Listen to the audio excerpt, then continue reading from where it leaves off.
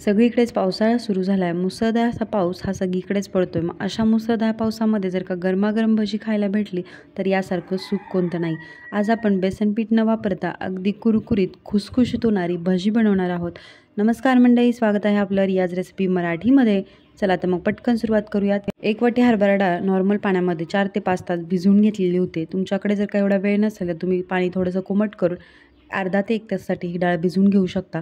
इथे बघू शकता डाळ आपली परफेक्ट भिजल्या गेलेली आहे. डाळ जर का व्यवस्थित भिजली तर आपली भजी जी आहेत ते एकदम कुरकुरीत आणि खुसखुशीत होतात. ही भजी बनवताना आपण त्याच्यामध्ये सोडा वगैरे वापरणार नाही आहोत. त्याच्यामुळे ही भजी अगदी कमी तेलकट होतात आणि खायला एकदम रुचकर लागतात. चला तर मग या डाळीतलं सगळं पाणी काढून घ्यायचं आहे आणि फक्त डाळ आपल्याला मिक्सरच्या भांड्यामध्ये घालून घ्यायची आहे. डाळ वाटताना अजिबात त्याच्यामध्ये पाणी घालायचं नाही आहे. तुम्हाला जर का लागलंच तर फक्त पोहे खायचे 1-2 चमचे पाणी याच्यामध्ये ॲड करू शकता.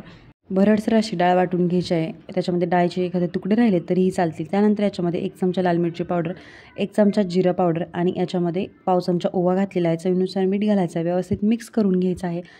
पाणी न घालता वाटल्यामुळे इथे बघू शकता या कन्सिस्टन्सीचं आपल्याला बॅटर हवं आहे. म्हणजे चमच्यामध्ये घेतल्यानंतर पटकन खाली पडेल चमचा पलटी केल्यानंतर या पद्धतीचं.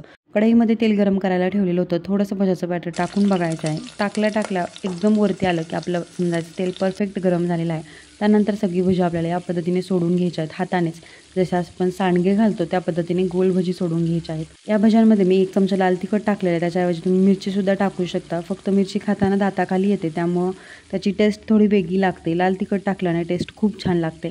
भजी व्यवस्थित आपली 1-2 मिनटं न हलवता फ्राय करून घ्यायच्या आहेत आणि नंतरून झाऱ्याने पलटी करून घ्यायच्या आहेत. अगदी सहज निघल्या जातात. खाली चिकटत वगैरे अजिबात नाही. तुम्ही कमी तेलामध्ये जरी फ्राय केली तरीसुद्धा. भजी सगळी पलटी करून दुसऱ्या बाजूने फ्राय करून घ्यायच्या आहेत आणि गॅसची फ्लेम जी आहे ती मीडियम ठेवायची आहेत. म्हणजे आपली जी भजी आहेत वरतून एकदम क्रिस्पी होतात.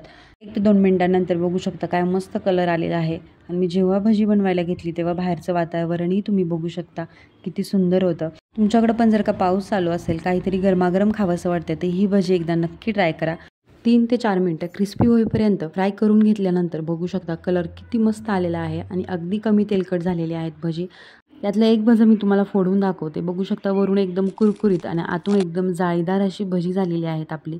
एकदम वरून क्रिस्पी आहेत. एकदम परफेक्ट अशी जाळी आलेली आहे. एकदा तुम्ही ही नक्की ट्राय करा.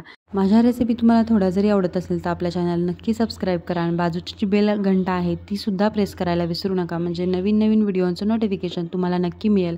आजचा व्हिडिओ आवडला असेल तर व्हिडिओला लाईक करा, कमेंट करा आणि शेअरसुद्धा करा. धन्यवाद तुम्हा सर्वांचे.